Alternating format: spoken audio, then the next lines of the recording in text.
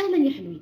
فيديو النهارده هغير معاكم شكل مكتبي اللي انتوا هتشوفوه دلوقتي. هعمل كل ده لوحدي بدون اي مساعده.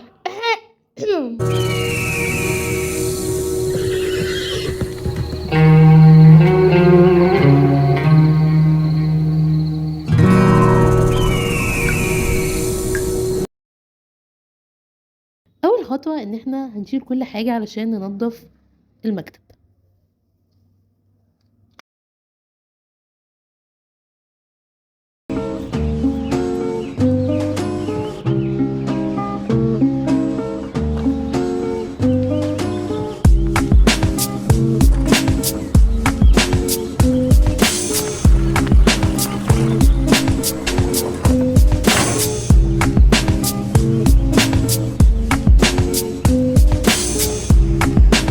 خطوة تانية عشان ننضف المكان زي ما انتوا شايفينه عايز يتنضف. بعد ما نضفناها زي ما انتوا شايفين كده، دلوقتي هندخل للخطوه التانية، وهي ان احنا جبت لها كفر هحطها عليه، فانا هوريلكم دلوقتي.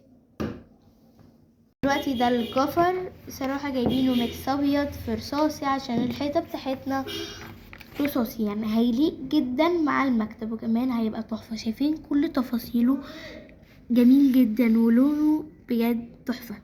هنروح نشوف هنعمله ازاي، وبعد كده هنوريكم النتيجه النهائيه. يا رب نعرف نظبطه.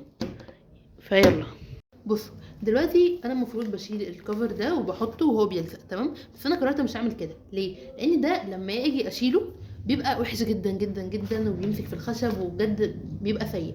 فانا هظبطه ببلاستر بعد اذنك يا سما اللي انتوا شايفينه ده، وهنظبطها يعني مع بعض ان شاء الله. فيلا.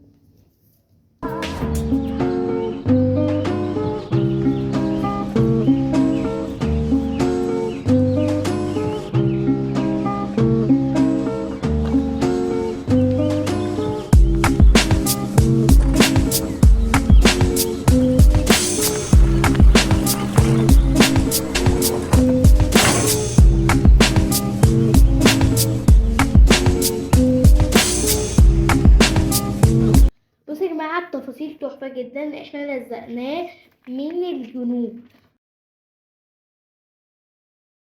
دلوقتي هندخل على الخطوة مش عارفة رقم كام، بس أنا هقول لكم يعني هي رقم كام، وإن إحنا هنحط الإضاءة. الإضاءة هتشوفوها أكتر، أنا بس عملتها مخفية، هتشوفوها أكتر لما أولعها.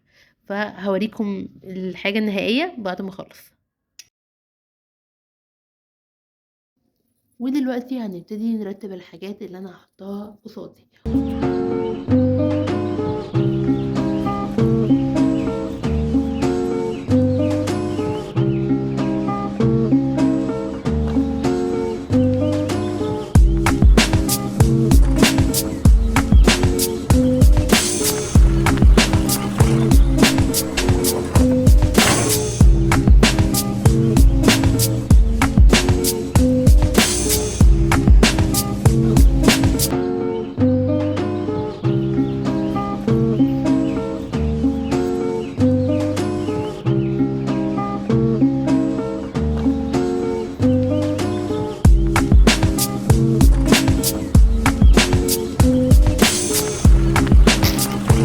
شايفين انا جبت دي علشان احطها واحط عليها الشاي في المكان ده. بس اوريها لكم الاول واوريكم التفاصيل بتاعتها الجميله جدا. جبت منها كام واحده يعني، بس يعني كل ما احس ان واحده خلاص اطلع التانية وهنحطها هنا. ينفع يا سما تجيبي الكاميرا عليها؟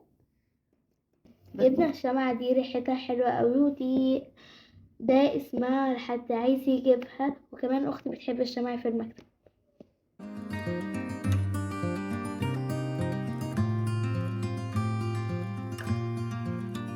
ممكن تغير شكل مكتبك بحاجات بسيطة جدا، يعني مش شرط ان انت تجيب حاجات او تجيب مكتب جديد. بالعكس، ممكن بقلل الامكانيات واقل حاجة عندك تغير شكل المكتب، وده هيساعدك اكتر ان انت تبقى انسان منجز وتشتغل اكتر وتذاكر.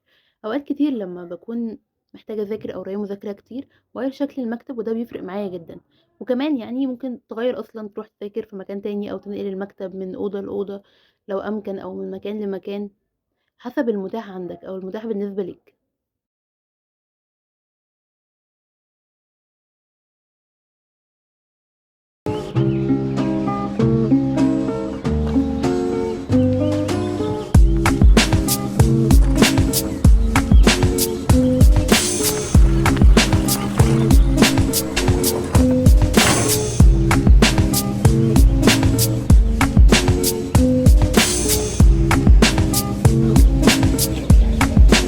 www.artoflife.org.